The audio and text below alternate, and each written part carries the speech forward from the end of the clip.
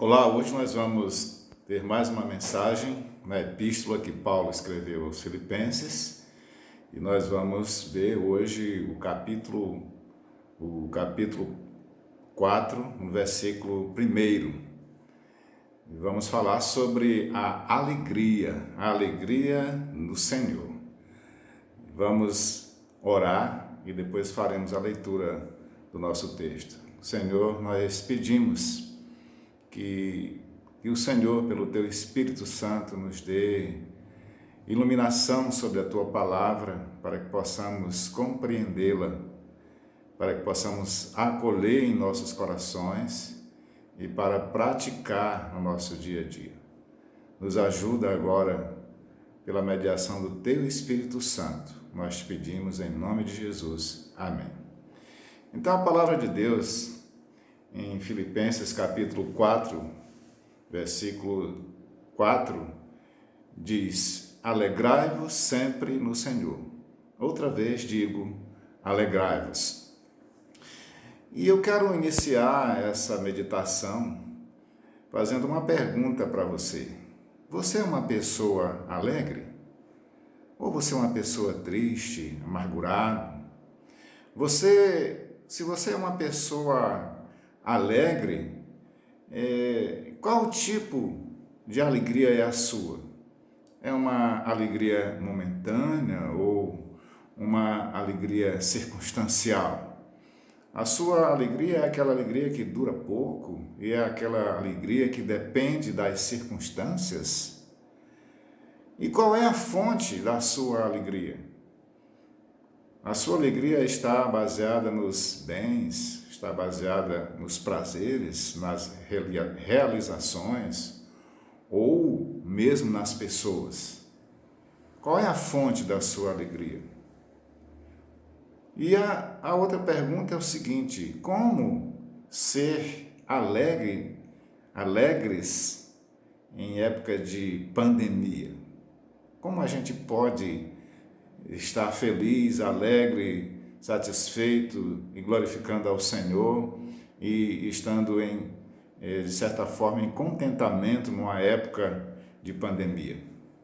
O incrível é que aqui, nesse contexto em que a igreja estava vivendo, tanto a igreja de Filipos como a própria vida de Paulo estava preso e a igreja estava passando por vários enfrentamentos, como nós já vimos no contexto.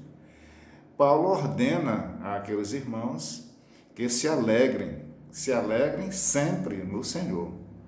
Não é só uma alegria passageira, né? Não é uma alegria circunstancial.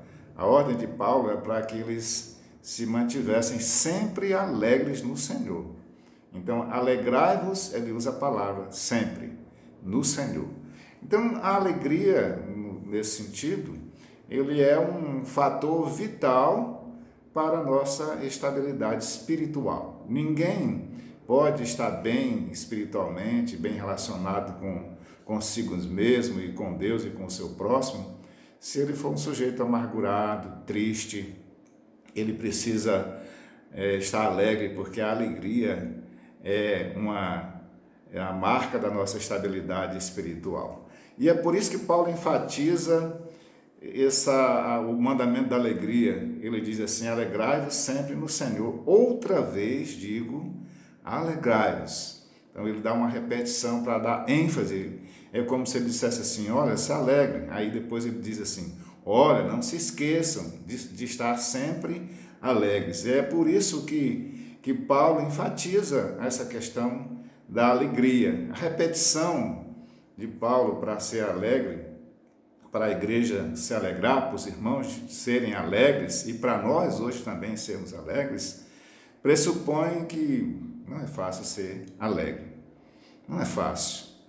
Mas a alegria proposta por Paulo é uma alegria, não é uma alegria superficial, não é uma alegria circunstancial, não é uma alegria passageira, mas é uma alegria no Senhor.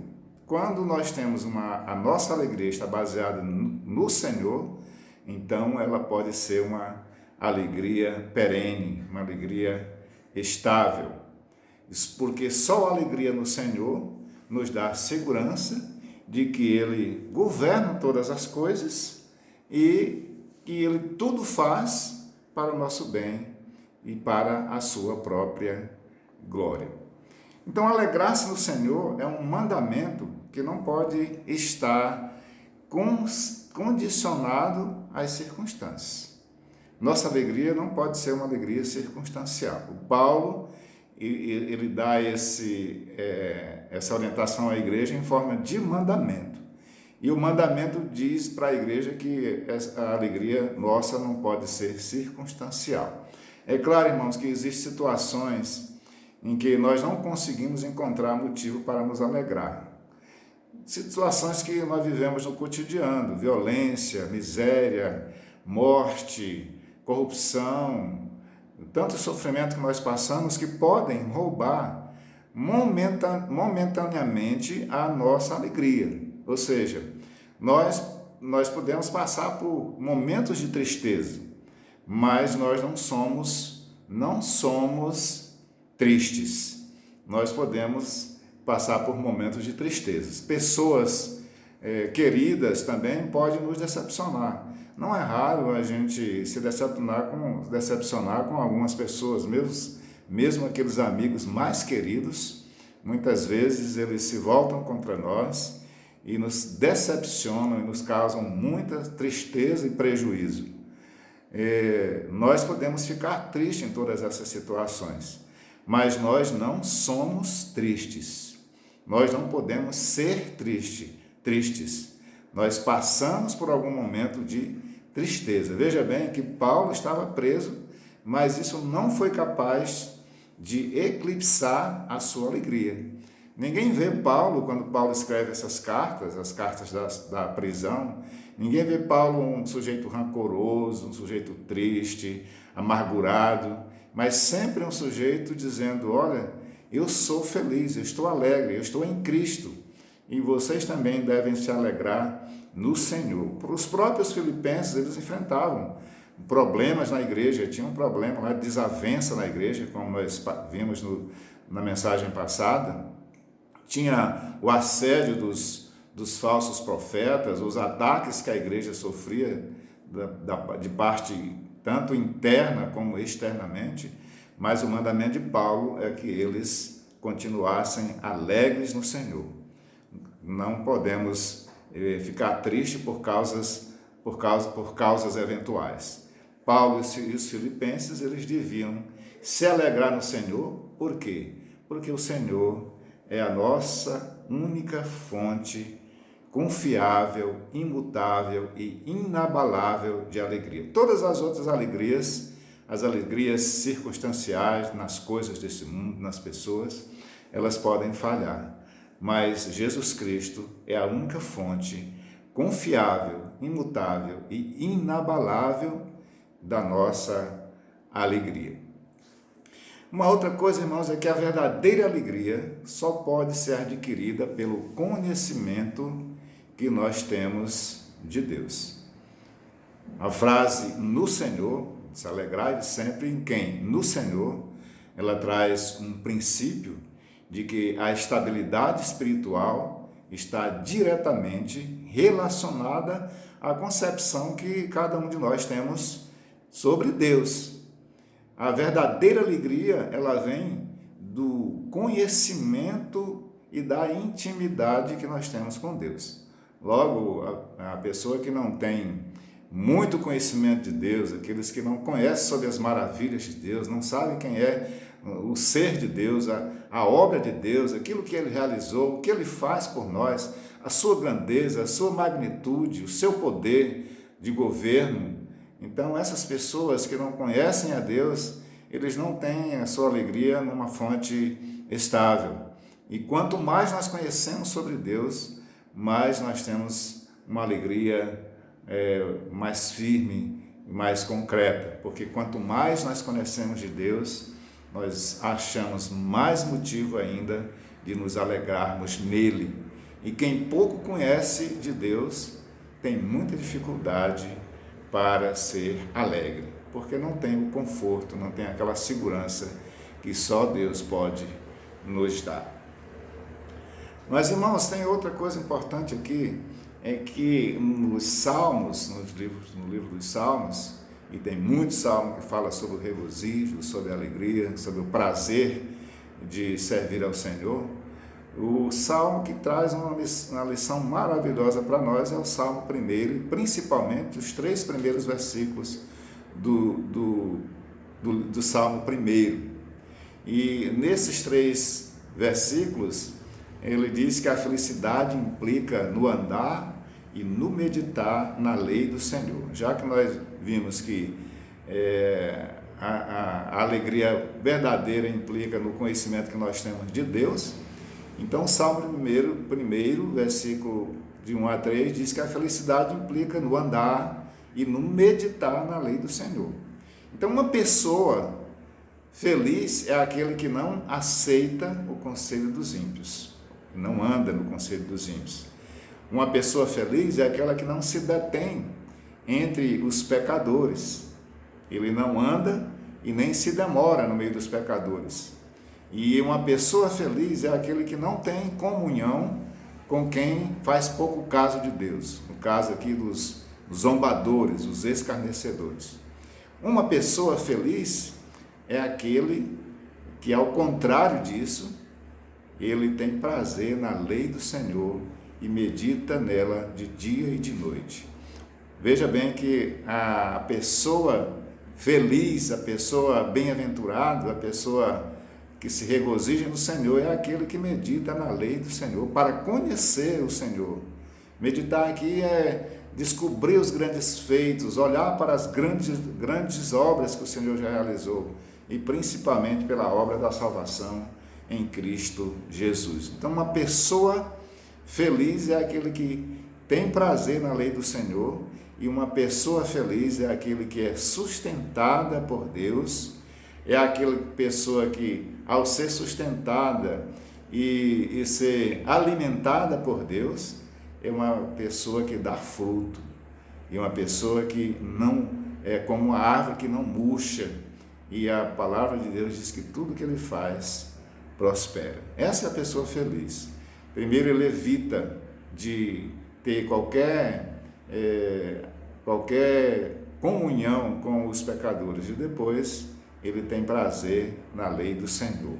Portanto, irmão, a verdadeira alegria, ela flui do meditar e do adquirir o conhecimento de Deus. Quer ser feliz?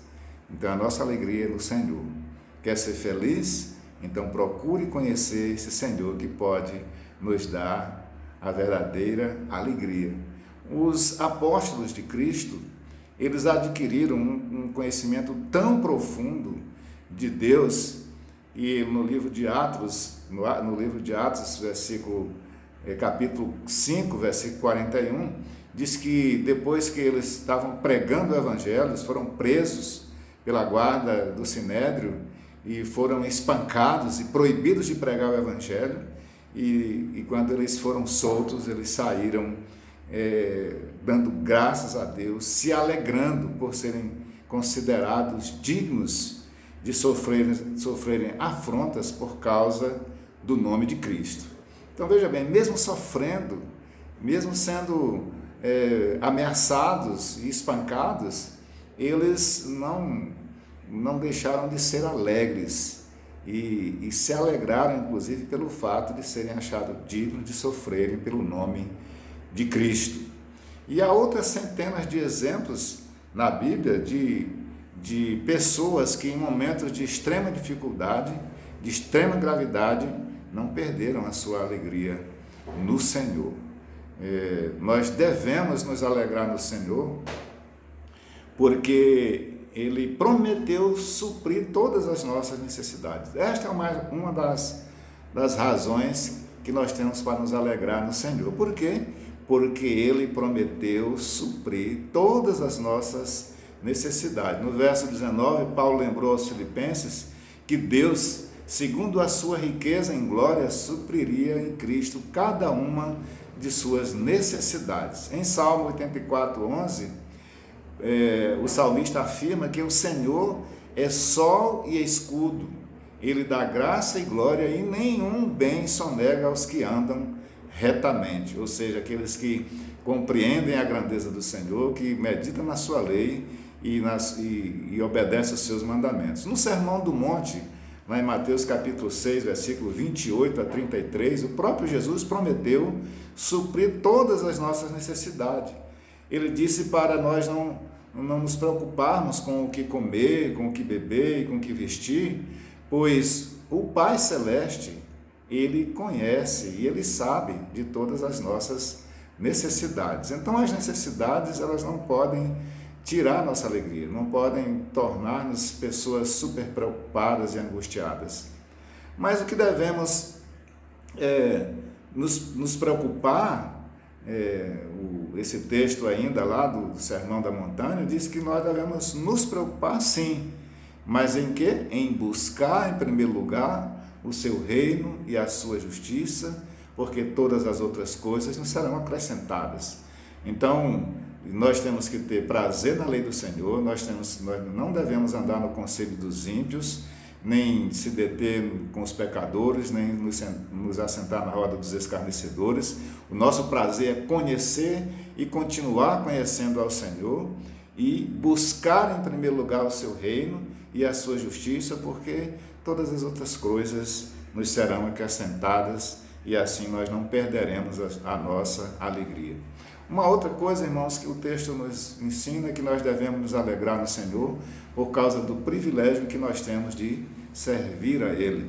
Em 1 Timóteo 1,12, Paulo escreveu: agradeço a Cristo Jesus, nosso Senhor, que me fortaleceu e me considerou fiel, designando-me para o ministério. Então é uma alegria para nós fazer parte do ministério, da convocação de Cristo para a pregação do Evangelho e para o chamamento dos pecadores ao seu reino. Em Filipenses capítulo 1, versículo 18, Paulo se alegrou porque a verdade de Deus estava sendo proclamada. Então apesar de a verdade de Deus estiver sendo proclamada por outras pessoas que eram contra Paulo, ele não se entristece por isso. E ele se alegra porque o Evangelho estava sendo proclamado. E uma outra cena importantíssima de alegria, que a gente nunca pode perder a alegria se a nossa alegria estiver no Senhor, é o exemplo de Estevão. Estevão estava prestes a morrer apedrejado, mas ele olhava para o céu e via o Senhor Jesus com os braços abertos, lhe esperando para lhe receber. E Estevão morreu, mas ele morreu vendo a glória de Cristo e não morreu triste, mas morreu feliz, porque sabia que estava sendo recebido no reino da glória do Filho de Deus.